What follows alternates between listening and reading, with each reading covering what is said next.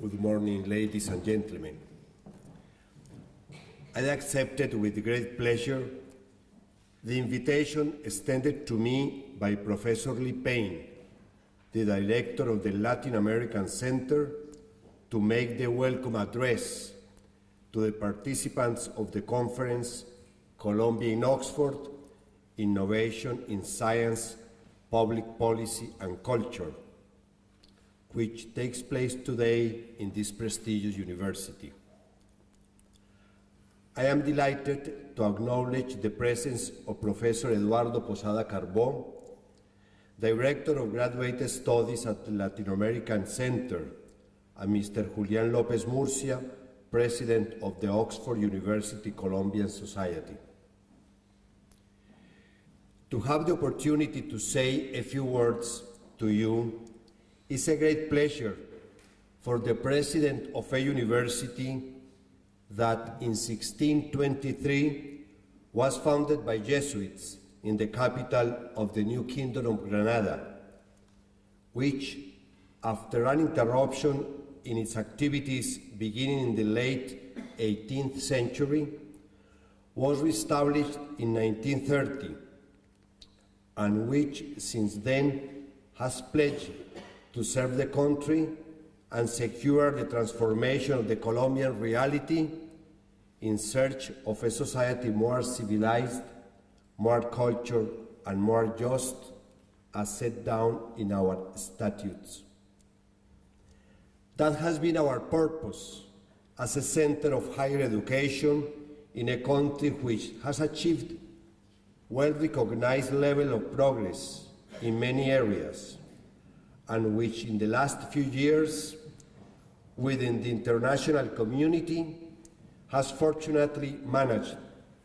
to overcome in large part the stigma associated with the production of drugs and the violation of human rights. However, we continue to face great challenges, especially in terms of the fight against poverty and corruption, as well as in strengthening democracy and justice. Of course, the violence in all its forms, which has marked the development of Colombia for more than 6 decades, continues to be a central question in the national agenda, including, as a matter of priority, the effort to overcome the armed conflict and agree a peace treaty which might allow us to fix our attention on the well-being of the community and the progress of the country,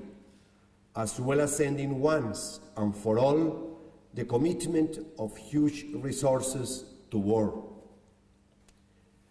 Now, with or without a peace agreement,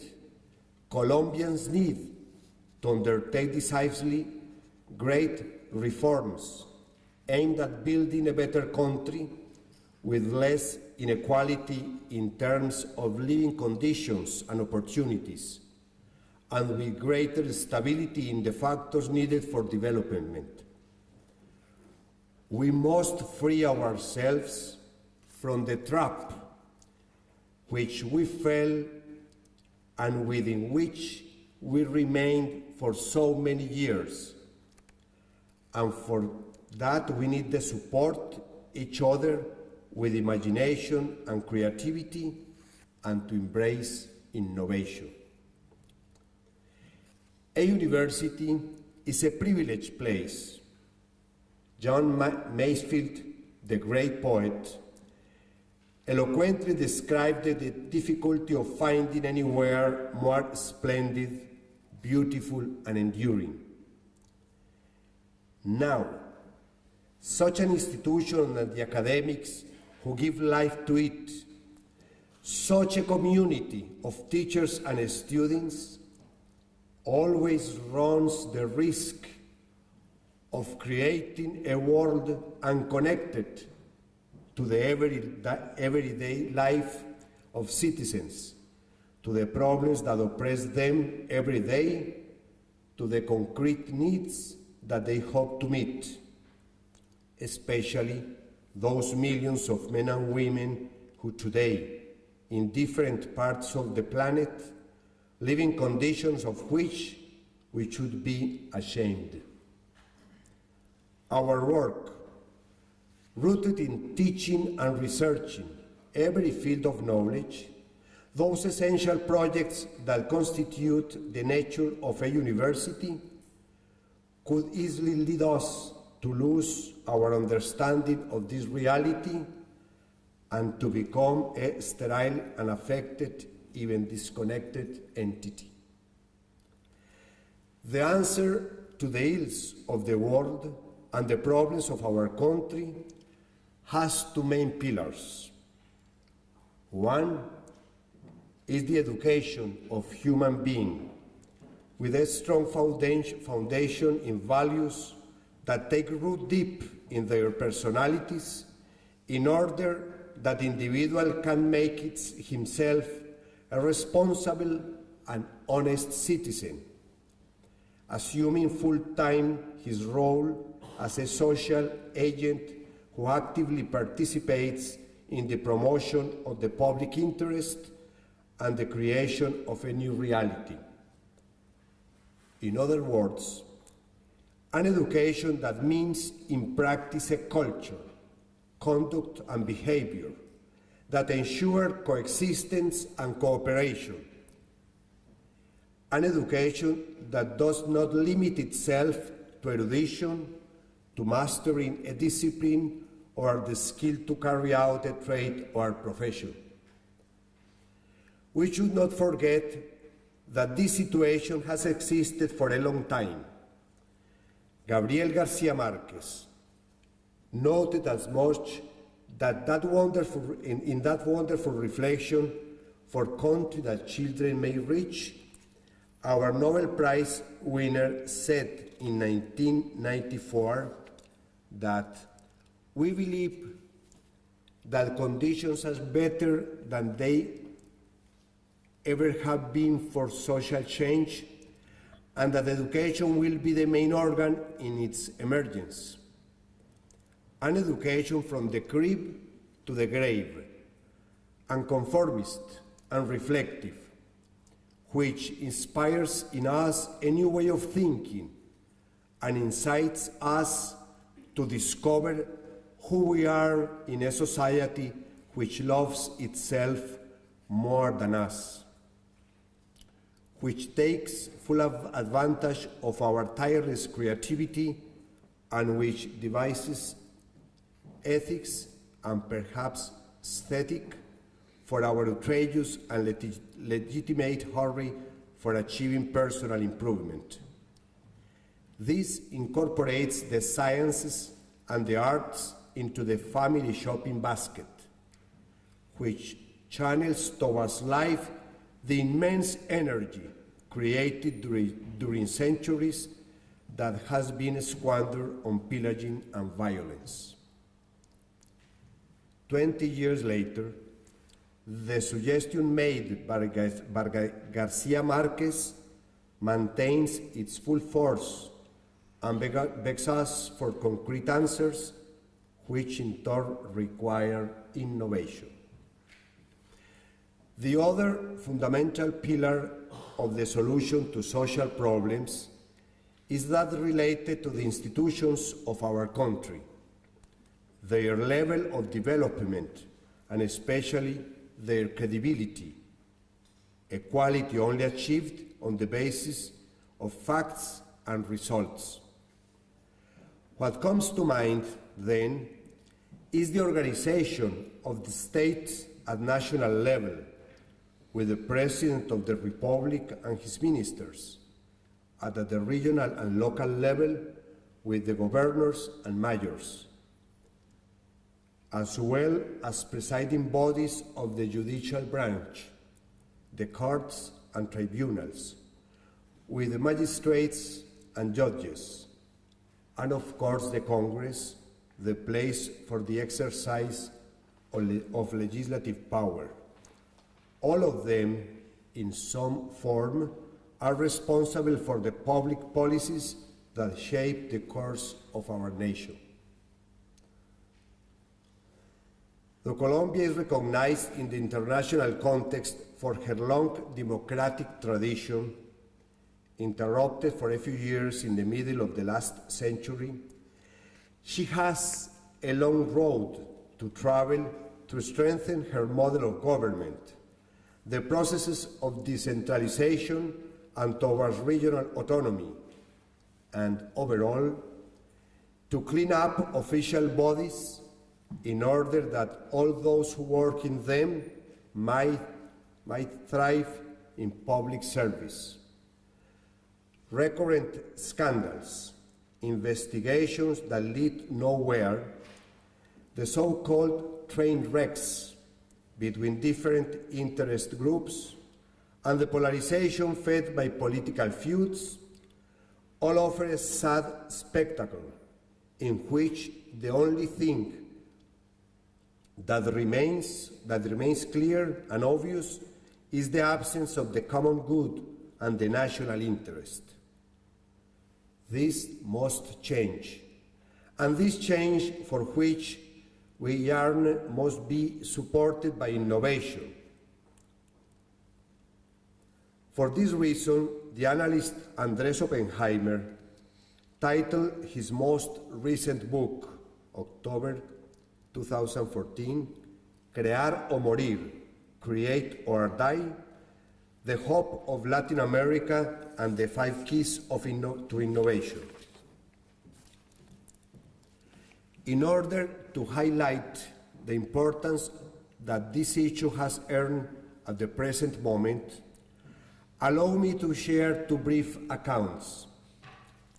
In a recent study by FEDESarrollo, the Social and Economic Research Center in Colombia, into innovation and entrepreneurship in our country, March 2014,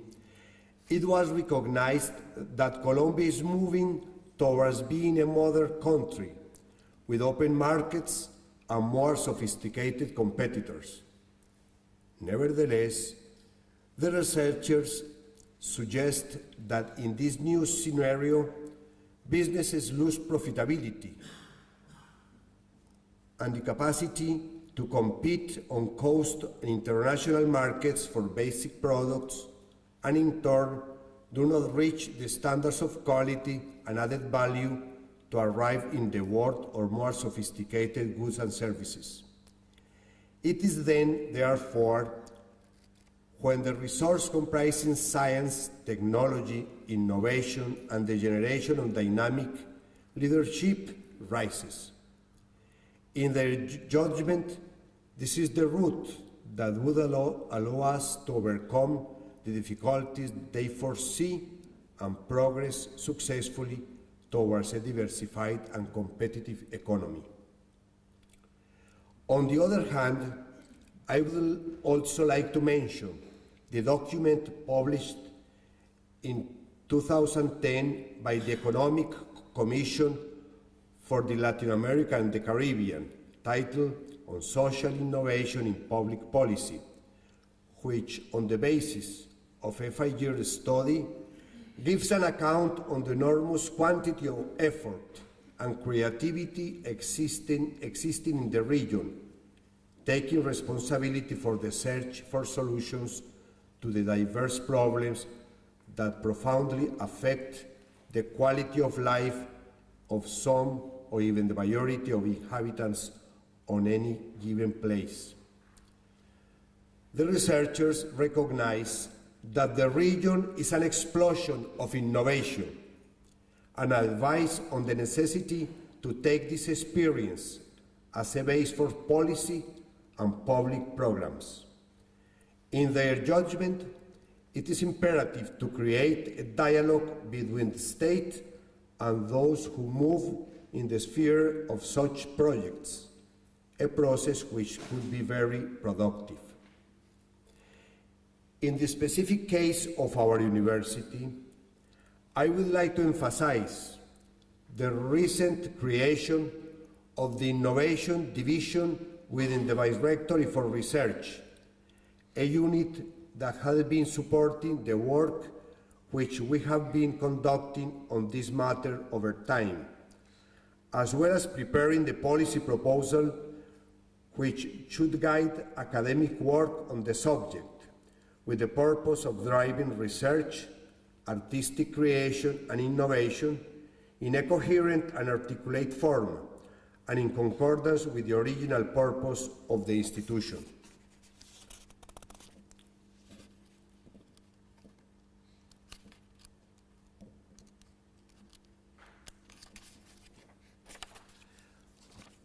We all agree on the primary importance of the role that education has in bringing to pass the changes called for by the age for the creativity, of which Oppenheimer speaks. As this author claims, in order that young people should be able to fully enjoy the extraordinary opportunities offered by the modern world, we should not only offer them an education of the highest quality that matches up to the standards of PISA, Program for International Student Assessment, and other international measures, but also a positive framework for entrepreneurship and a new type of education, that is, creative education. In this context, he proposes to us that we promote a culture that stimulates and celebrates innovation, in which innovators are respected and are permitted to realize their potential.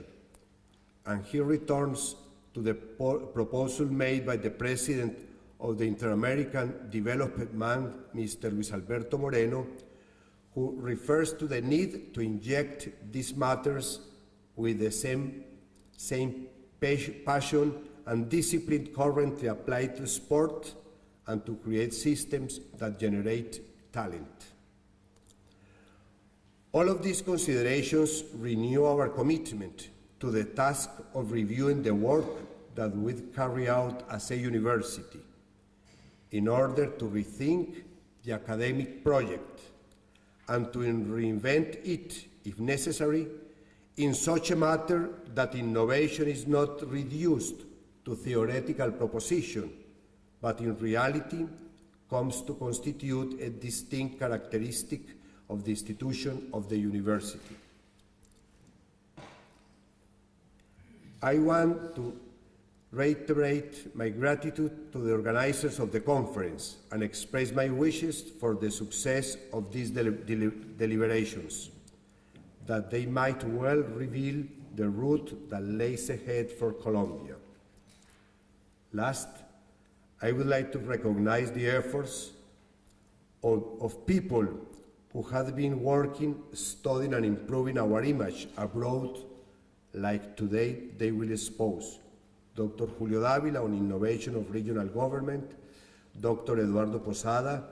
who will analyze the strength of our institutions, and writer Dr. Oscar Guardiola, who claims a different place to Latin America. Muchas gracias.